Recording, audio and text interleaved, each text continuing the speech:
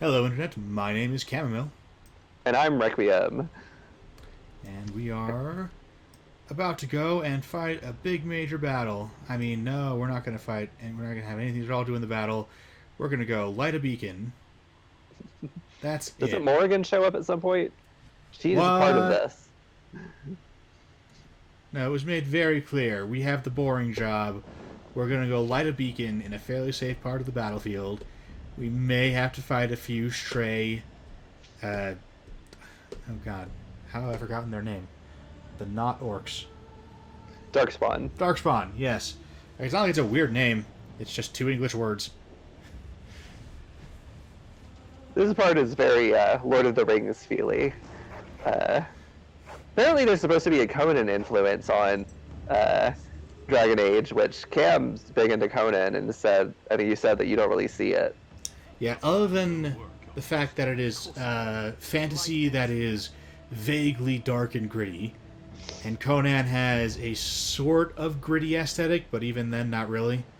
Like, Conan himself is certainly very larger than life, although he is a morally gray character. So, yeah, the closest I think it comes is fantasy that has morally gray elements to it, which, like, that's cool and all, but like that's a pretty broad brush to be saying that you're influenced by Conan. Like, I'm not sure what a game that I would say is influenced by Conan is. Like, with here, I feel like you see the Lord of the Rings influence. Skyrim, you definitely see a Game of Thrones influence. Uh, Yeah, that's right. Dragon Age. Kingmaker, you see poor designing influence. In Kingmaker, you unfortunately see the influence of Paizo. But yeah, Dragon Age Origins was, sort of part of this period of. I don't want to say backlash because it's not like people hated Lord of the Rings, but of reaction to Lord of the Rings, of wanting something different from Lord of the Rings in their fantasy. Return of the King, the movie had been out for like 5, 6 years at this point, and people were ready for something new.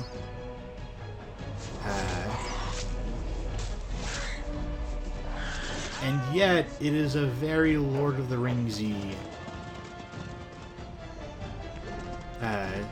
story. Like,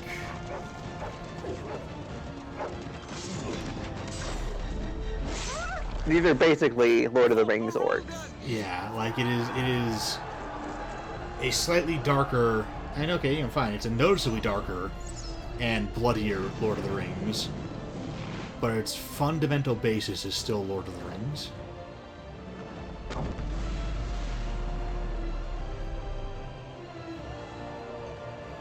It is not done in the vein of Conan or a Game of Thrones.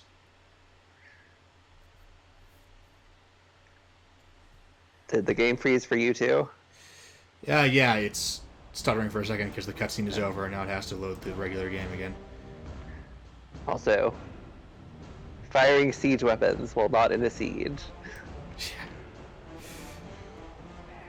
I get that it looks impressive, but it's always something I notice.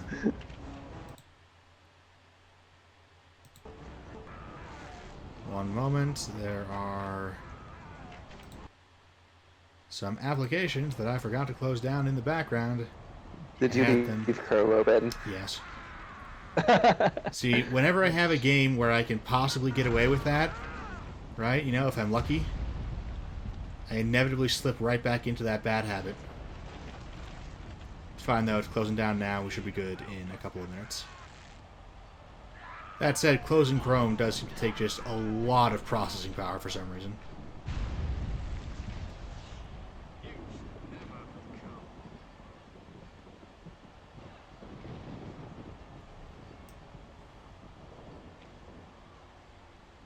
Chrome's down, but it's still weirdly stuttering. Do you have anything else open? Not really, but I'm going to close down the... I'll close my PDF just in case. The tower. It's been taken. What are you talking about, man? Taken hand. Darkspawn came up through the lower chambers. They're everywhere. Most of our men are dead. Now, since we're fighting Darkspawn, returning to the topic of the abject other, what's interesting is Tolkien was a little more nuanced about it. We do get some insight into orcs as sort of this oppressed by their bosses, and they are partially based on Tolkien's own experience, as you've mentioned, of being in World War One. Yeah. Of what that did to British soldiers, and then like it kind of reminds me of the zombie as an abject other. In most forms of media where the zombie appears, the zombie is just a completely you can kill it with impunity. In The Walking Dead, they go out of their way to show that the zombies have no sapience, they're completely inhuman, and need to just be killed. There's this one scene in, I want to say season 3, where they do experiments on this captured zombie that demonstrate that it has no memories, it's completely inhuman, and the main villain, his big thing is he had his daughter got zombified, and he was obsessed with keeping her alive even though she was a zombie. Which is really interesting because one of the earliest zombie stories that sets up this idea of the zombie apocalypse, which is I Am Legend, it sets this idea up and immediately pushes that back against the idea of the zombie as a complete abject other, because and this is spoilers for like a 60-year-old, God, it might be 70-year-olds at this point, book. In I Am Legend, you have the they call them, I think, like vampires. I don't remember if they call them vampires or they call them something else. They're effectively vampires, but they're essentially zombies. And the main character discovers, like, he goes around killing them at night. He discovers they're actually sapient, and he is actually the horrible monster killing these sapient beings. And that's one of the earliest forms of the zombie apocalypse. Yeah, that's so early on that a lot of the classic elements of the zombie apocalypse have not yet been laid down. Yeah. You recognize the basic structure of it, but, you know, they're... I also cannot remember what they're actually called, but they are like weird vampire-zombie hybrids because the sort of canonical zombie attributes have not yet been laid down. It's so early on. Yeah, in earlier zombie movies, zombies were much more intimately tied to the to voodoo as a religion and the way they were portrayed, and they were usually they were much more connected to the whole a zombie as a slave thing, and that's what you get in movies like White Zombie. Also a lot more racialized, as indicated by the title of the movie being White Zombie.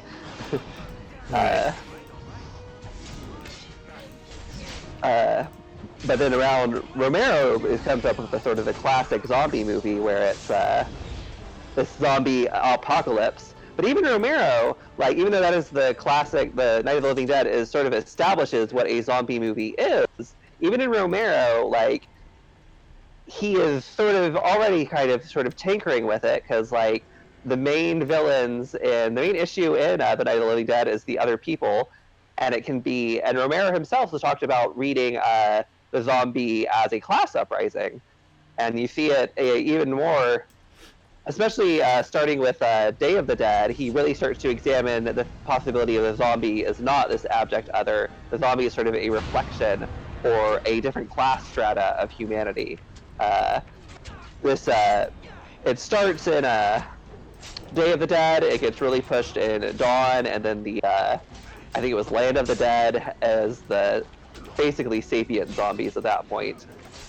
So Romero, who sort of creates the classic zombie apocalypse, is already pushing back at the zombie as the abject other.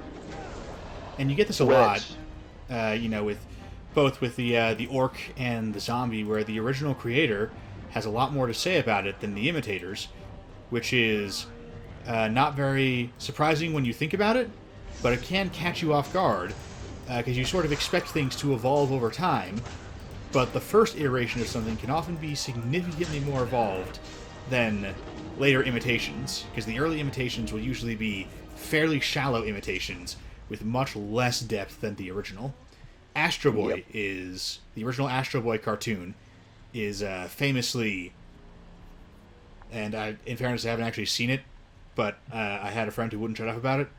like back just after high school. But assuming they have told me the truth, the original Astro Boy, which was like basically the first anime, was famously a much deeper examination of the idea of what kind of man builds a replacement son as like an invincible robot than the imitators, which were all just a lot of here's a robot who has wacky robot adventures. It's all just good times, and don't really go to any kind of dark places. Not to say that the original Astro Boy was some kind of grim, dark examination of man's inhumanity to man or whatever. So far as I know, it wasn't. But yeah, the way it was sold to me, though, is as just like with Tolkien and just like with Romero and other zombie and I Am Legend, it was more interesting at its origin point than it ever was until like 10 years later, when people got sick of it and started trying to shake up the sort of the standard shallow imitation that had emerged from the original, much more thoughtful work. Yeah, and people will occasionally talk about the zombie as a class uprising, and that's Romero's intent. He was a Marxist, he was a socialist, and he had this idea of zombie as a class uprising. And you see it like the continuation in like in Day of the Dead. They have their class uprising against the human class, but then they sort of the way the bourgeoisie with the aristocracy, they overthrow their oppressive class, but then become essentially the same thing, like in Animal Farm with the pigs looking like humans. The zombies look like humans, or in Dawn of the I always get Day of the Dead and Dawn of the Dead confused. Whichever one is third. Whichever one is third, and also in Land of the Dead, you see the zombies having been absorbed into a superstructure. Have been absorbed into the way the ruling class controls the world. It's a very Marxist use of the zombie, and it's being done by the person who originally came up with it, or at least the classic version of the zombie apocalypse. Like, it's embedded in the original form. Yeah, a surprising amount of the time, a deconstruction in the colloquial sense of being a piece of media that deconstructs another piece of media, and not just literally, the act of deconstruction itself. Just in case any academics are going to find this video and thumb their noses at us for using deconstruction wrong, yes, we know, the definition has changed. Deal with it. But yeah, in a deconstructive work, they will often just end up echoing things that were actually in the original, but have been lost in the imitations.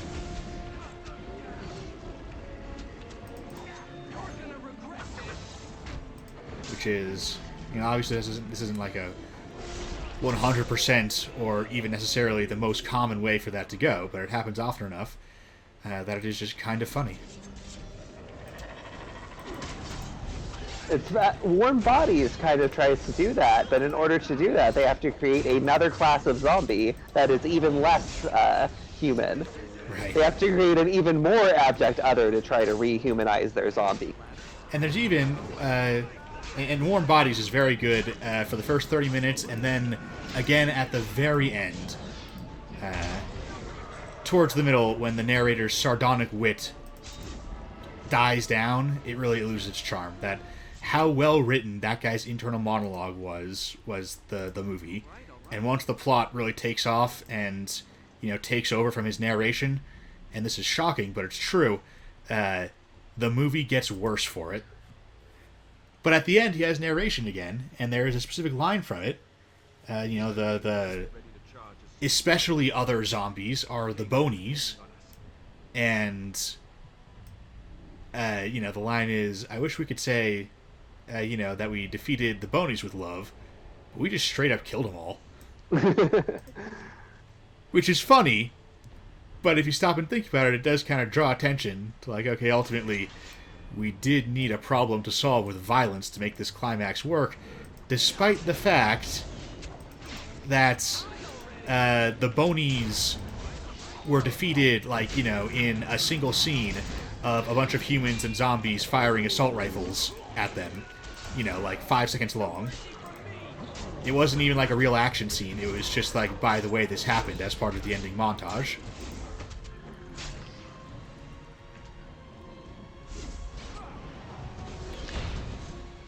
So, you know, even with the ending itself not relying on that action at all, there was still a need for an other in that story who simply had to be destroyed.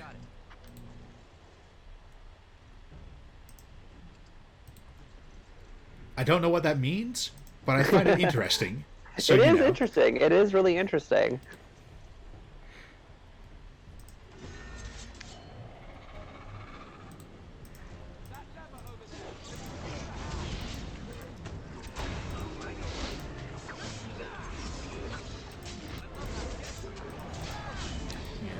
Now, I think in one of the, I don't know if it's for Dragon Age Origins, but I think at some point they do push back on the Darkspawn as other. I don't know if it's going to be in this, in any of this. It's not in the core game, it might be in the expansion pack, but also might be in a different game entirely.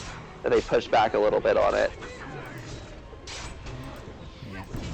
It's funny, because they say they were inspired by Game of Thrones. I find the Darkspawn to be very, very Tolkien-esque. And yet... Conan, not Game of Thrones. Oh, did they not say? I thought they said both. Did they? They might have said both. I just have Conan in my mind because it just doesn't seem very Conan-esque at all. Yeah, like, no, you that's see the Game one. of Thrones a little bit, especially some of the politicking. Like with Game of Thrones, I feel like, you know, it definitely seems like they were taking aim. I don't think they hit. I think they were more stuck in the Lord of the Rings milieu than they realized they were, and it sort of clouded their interpretation of what made Game of Thrones unique. Not to say that it ruined the game. This is one of the 3 games that I think were BioWare's golden age. They absolutely nailed it. It's not flawless. No undertaking of this size is ever flawless. You know, a major RPG like this can't be perfect. Too much goes into it. You'll screw something up. You're only human. But, you know, I do want that on record that this is a good game. I'm glad I'm playing it. In stark contrast to Kingmaker, which I thought was going to be a good game, and I was wrong.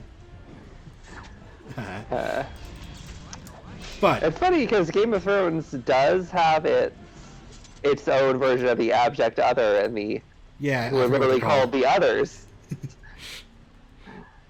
Like I was angling towards that joke, and I got sidetracked because my dream there is I was going to say, Game of Thrones does have its own version of the others, which I forget what they're called, and I was just going to plow on right past that.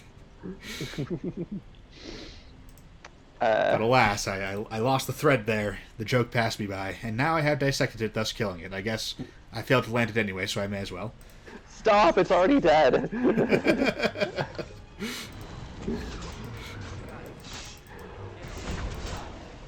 But like, yeah, Game of do Thrones have always an really other. shine. They really more shined though when they're dealing with things who are not others, with the inner politicking between these various kingdoms who all are made up of people who don't deserve to just be killed. Right. The other is, and I forget if this is straight from George R. R. Martin's mouth as his original intention or merely an interpretation, which makes a good deal of sense. But the other is a representation of global warming that is an impending crisis that we can solve if we work together. But we're not going to. Yeah. Let's be honest with ourselves at this point. I mean, I am probably too optimistic on this. Just like, I am generally too optimistic on things, and yet every time I try to revise my optimism downwards, it seems like it's not enough, so now I just kind of adopt the stance of I am generally probably too optimistic.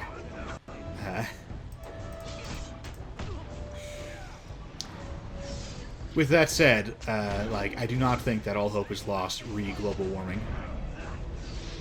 The idea that That's it will be fair. very bad is picking up steam, We do still have enough time to solve it. We can't simply avert the emissions crisis altogether, but we've known how to stockpile food since the Bronze Age.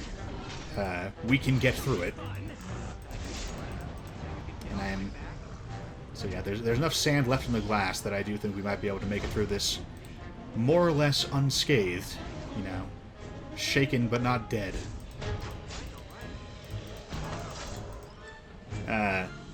And on that happy note... are we gonna get the cool death cutscene? Yes. Ah, cool. Those I have are no fun idea how to if they're trigger any used- of these, so... They're fun if they're done sparingly. Skyrim had an issue where they were doing them constantly with like minor enemies, and it got kind of annoying. Yeah, Bethesda sort of has a problem of trying to make every death epic, and it's the Michael Bay problem of it all just becomes a blur. You know, if your climax is 40 straight minutes of pure action, then you stop caring about the action.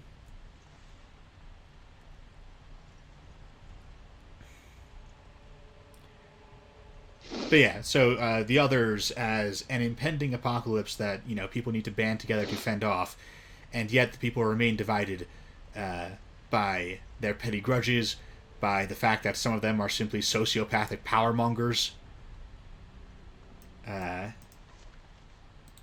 who are, you know, short-sighted and selfish. Like, so, you know, in this case, the other is used as a natural force that you can stab. We talk about this in Vampire a little bit, so I don't want to go too deep into it here. But zombies, since you brought it up, do make a great... Oh, is that? Yeah, here's the beacon we're looking for. Okay. Zombies do make a great plague metaphor. Yeah. And if you're using them that, then you can safely have them remain othered. Because, you know, in this case, the zombies do indeed represent corpses who spread the plague, but are very much dead.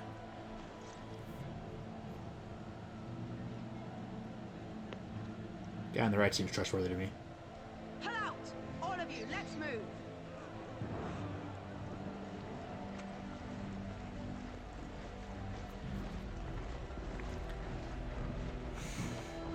Yeah, when it comes to the four horsemen of the apocalypse, you know, famine, pestilence, and I guess the abstract concept of death do make sense to represent with a sort of pure other. And I think in that capacity you can have an abject other who does not need to get humanized in order to become more interesting. They work fine as what they are. Yeah. As a military I'm not threat, opposed to military having threats. abject others. Right, yeah. You just have to be careful because it's possible to end up in a situation that looks gross, like with the goblins and Pathfinder, where like this feels gross. There's that, and then I mean, there's also even just the like the Darkspawn, who I don't think are gross at all, but they do feel less interesting, and they inevitably trend towards more humanization because that makes them more interesting, because they are a military threat, and a military threat is an intelligent opponent, an opponent that thinks and plans against you, which ultimately means that they have some kind of plan, some kind of goal. They want something, which in turn means it seems like it should be possible to negotiate with them. At least in theory. Right? Like, it is fine to have, you know, you can have the second wing of the people who are okay to kill, or the enemies, I should say, who are okay to kill. There is the zombie, who is not really a person at all. They are the abject other. And then there is the Nazi, who cannot be negotiated with because their goal is your extinction. Yeah. But they do have a goal.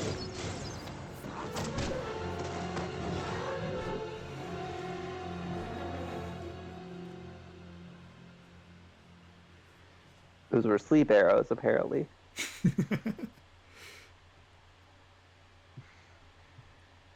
Oh shit, did I miss a quick time event? Am I dead? Well, that was a Dragon Age, everybody. Yeah. Tune in next time. Oh, is this the after credit scene? Your eyes finally open. Why are we naked? Be pleased. Do I still have my DLC armor? Have you robbed me for something that cost me real money? That's a lie. I got the complete edition. It came with the game. You were injured, and then Mother rescued you. Do you not remember? No, I was hit with amnesiac sleep arrows. Mother managed to save you and your friend, though 'twas a close call. What is important is that you both live. But what about the two other characters that were in our party? Did you not save them? Like, I was getting that. The Darkspawn won your battle. Those he abandoned were massacred. Your friend, he is not taking it well. The suspicious dim-witted one who was with you before, yes. That's fair. He is outside by Yeah, the dumb human. Mother asked to see you when you awoke. I do not know. She rarely tells me her plans. Really? Because you seem to work together a lot. Seems like kind of a dick move. Yes, but I expect you should be fine. The Darkspawn did nothing Mother could not heal. He is, as you are. I suppose it would be unkind to say he is being childish. I was kind of hoping I could get her into a loop and start repeating herself. But, nope. BioWare is cleverer than that. I will stay and make something to eat. Have you considered making a shirt? Oh, hey, I'm not naked anymore. Very suddenly. I mean, I'm just saying, you live in a swamp. I feel like maybe you should cover up for the mosquitoes. In other news, we did level up at some point. Can I get you a ladder so you can get off my back? That is good. Who are you talking to? Is that addressed to me? Like, it's not like I was hammering the thing. I was just like, oh, hey, let's try this and see if it's unlocked. It's like, nope, locked. Okay, cool.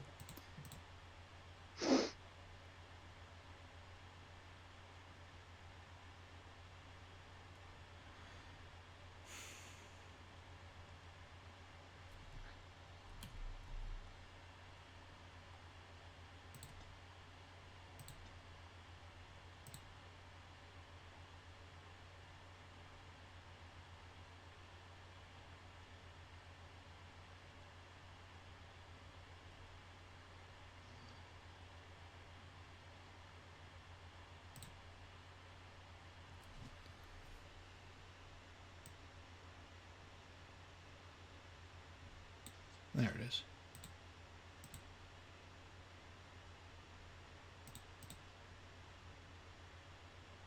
Oh, good. We still have the ancient treaties.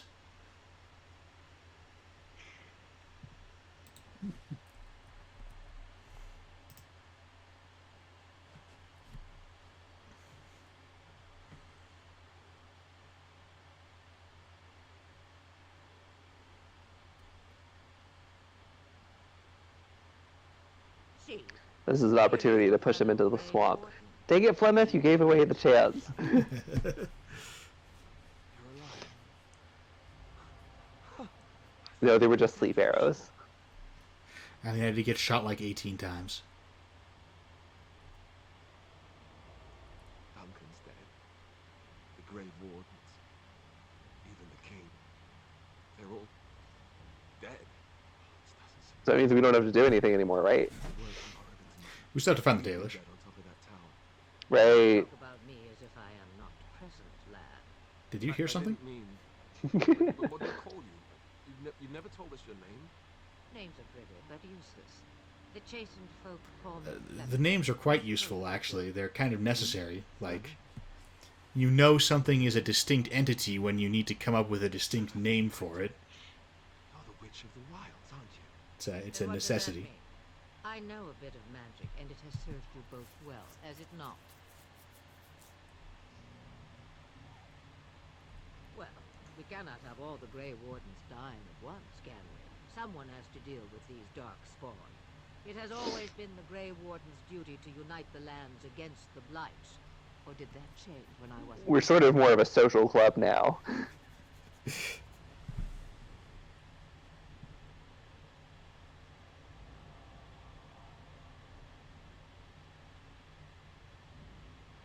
Wait, what did Loghain do? If you think small numbers make you... I remember him vaguely being a dick about something.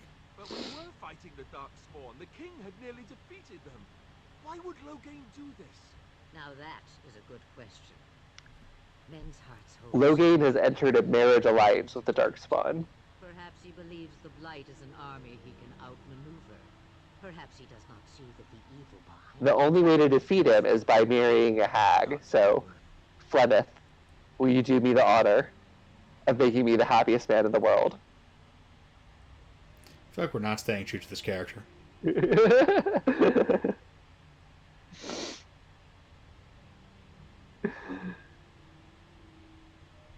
throne? He's the Queen's father.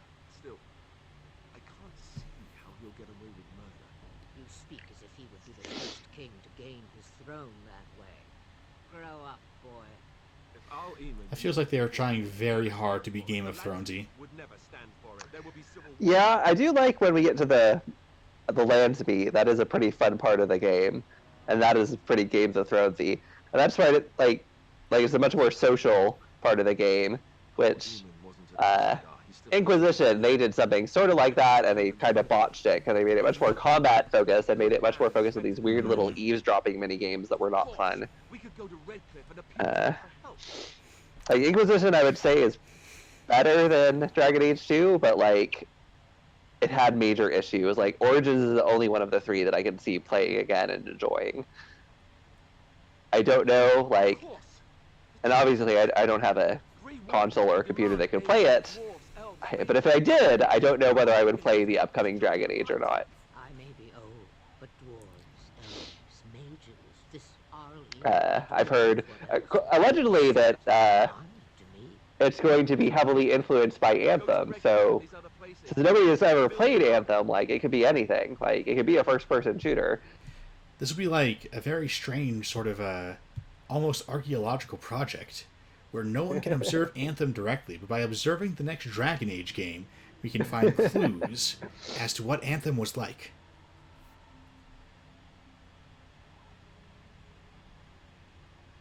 If there is better motivation for doing what is right, I have yet to see... It might legitimately be a good game, but nobody knows.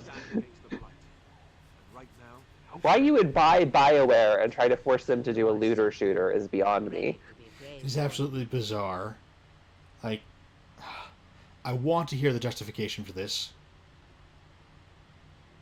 Now that you mention it, I understand why you forced them to do an MMO. Sure. A Yeah. looter shooter? Guests for the eve? Or none? The Grey Wardens are leaving shortly, girl. And you will be joining them. Such a shame. What? You heard me. That part is That's kind of why I funny. looked. You had ears. Her magic will be useful. Even better, she knows the wilds and how to get past the Horde. Have I no say in this? Nah. You have been itching to get out of the wilds for years. Here is your chance.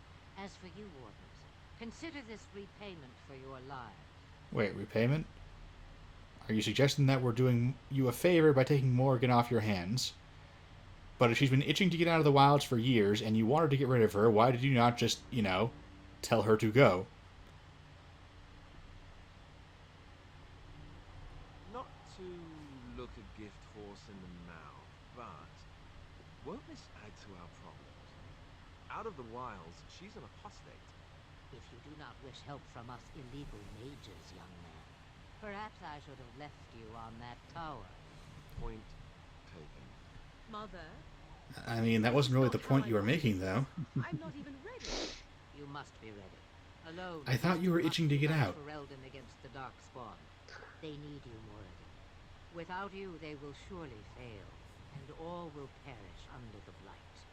Even I. I understand.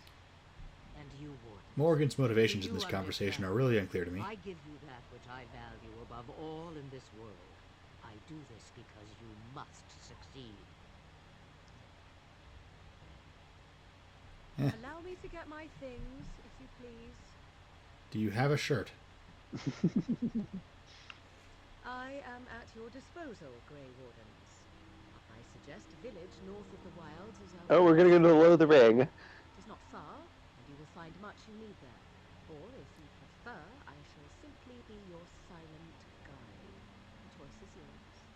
I think Alistair and Morgan are the only two companions you cannot dismiss. You will regret saying that. Hey, it's content. Mother, you are so kind to cast me out like this. How fondly I shall remember this moment. Well, I always said, if you want something done, do it yourself. Or hear about it for a decade or two I after. mean, Flemeth, if you want to join the party. You really want to take her along because her mother says so? So on Goblin.bet, If you the Green Hag does pretty well. transform into an abomination, Yeah. I assure you I will She's a agree fairly safe to bet in most so matchups. You are not looking. I feel better already. I mean, she's no Coatl. The Coatl is ridiculous. But, Farewell.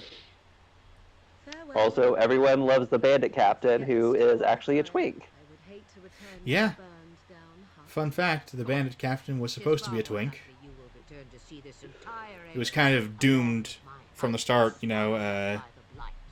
I Bandit Captain has long hair, and when you're dealing with the kind of fairly low-res pixel art that Goblin Bet employs, long hair means woman. There's just no way of beating that assumption unless you can explicitly assign genders to characters through like dialogue or whatever, which Goblin Bet cannot do.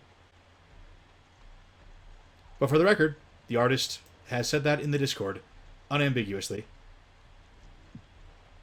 Also, the guard is supposed to be a woman, but I like to think of him as a man with a slender waist, because that way I can call him Greg, and I haven't been able to find an equivalent one-syllable name that just feels like an average schmo, which I love the guard for being the average schmo who does surprisingly well in, I mean, not, if you know what the stats to look for are, you will not be surprised.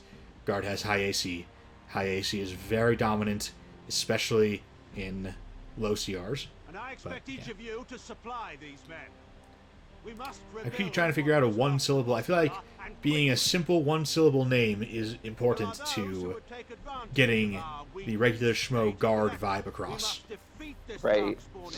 And I can't think of a one-syllable woman's name. Without hesitation. Your lordship, if I might speak. You have declared yourself Queen Honora's regent and claim we must unite under your banner for our own good. I mean, there's a blight on, so that seems pretty reasonable to me. But what of the army lost? Have you seen the size of the pauldrons? Like, he should obviously be in charge. I mean, for serious, though, we can kill him afterwards.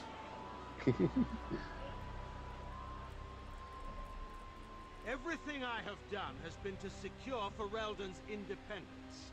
Like, it's not like there's any chance the Darkspawn are, you know, some kind of fake threat designed to unite the nation behind a tyrannical usurper or whatever.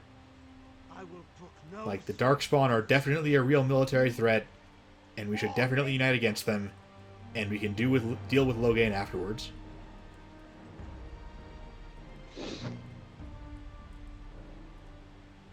Van Tegan, please.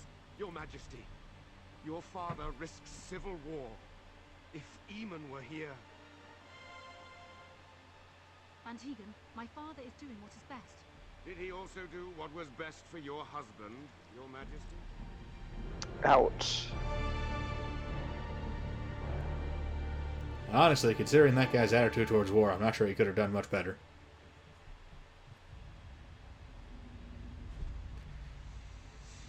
Like, I feel like the outcome we got was going to happen sooner or later. Alright, so now let's head straight to Orlais. Screw for Ferelden. Oh, hey, doggo!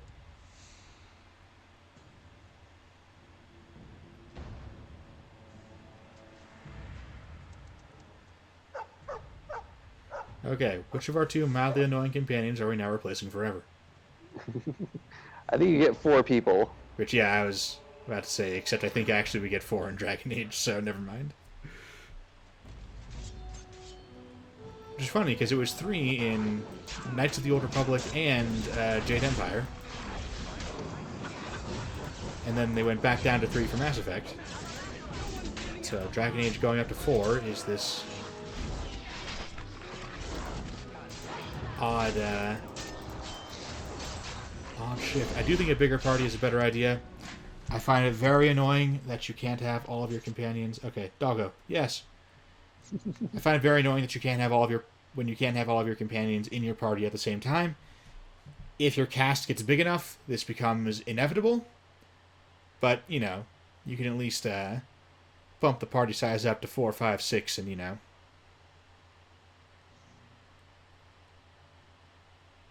Okay, we have to pet the doggo. He was out there looking for you. He's chosen you. Barbaria like that. You know, just standing order, regardless of what character we're role-playing. Not that it's out of character for this one, but even if it were, you always pet the doggo. He's not named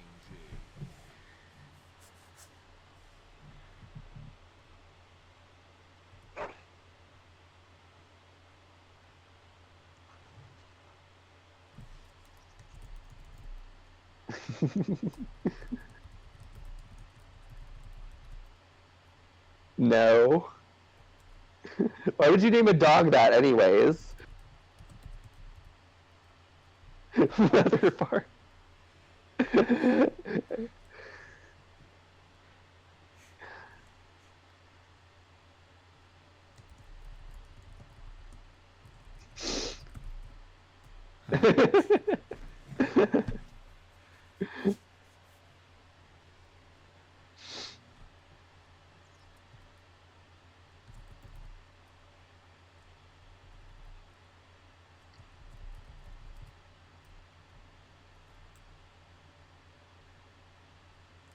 If you name him Cerebus, you are naming him a spot.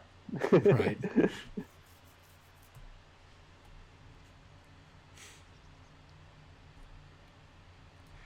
I can't put a space in, so if I try to do like Mother Bork or Mother Wags or something else like that, then I have this weird camel hump thing, camel case. It is a boy dog, so. I mean, but I'm pretty sure dog breeding is not like an extra DLC they released while I wasn't paying attention. Oh, you didn't get that one?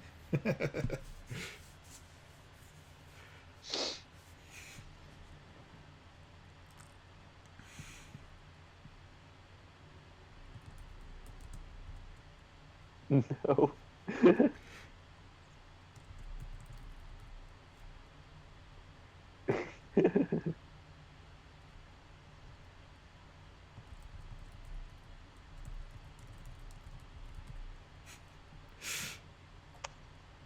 Keep hitting that character limit.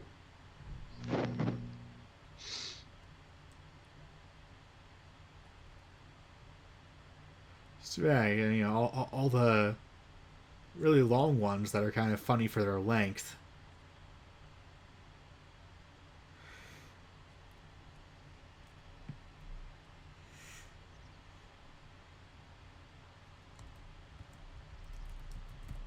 I keep coming back to this one. I think I'm going to go with this one.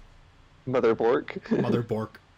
You know, we spent enough time on this one. I'm starting to run out of good jokes, and that's the funniest one. So, What do you wish of me? I was actually trying to loot a body.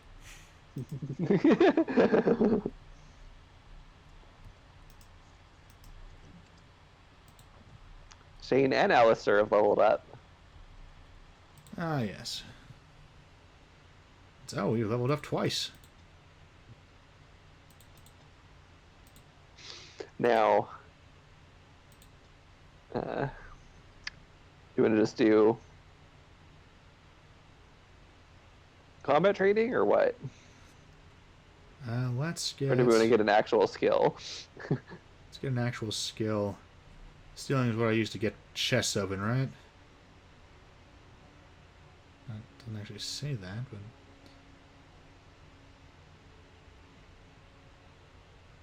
But which one is it then?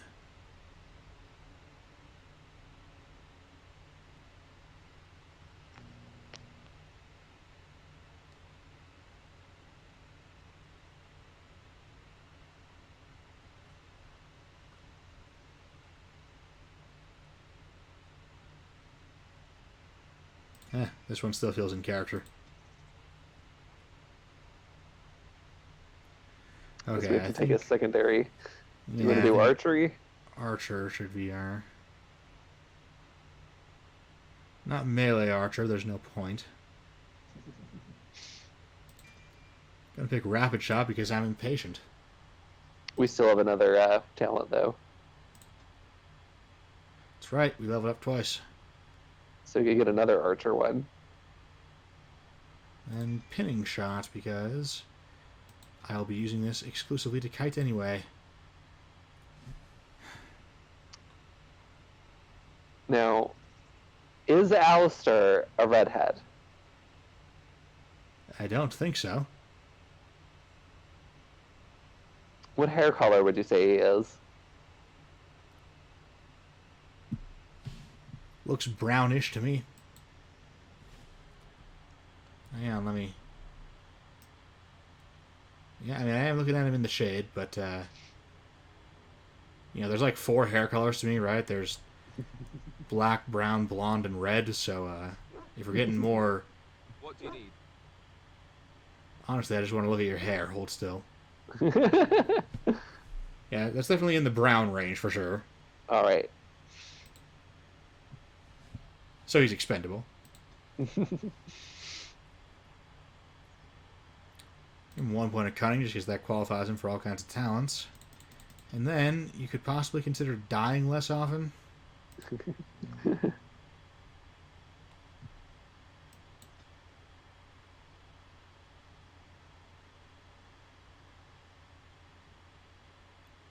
Alright, you're supposed to be like a dark and gritty paladin, so you're going to be our potioneer. And I'm going to give you warrior skills because that's easy.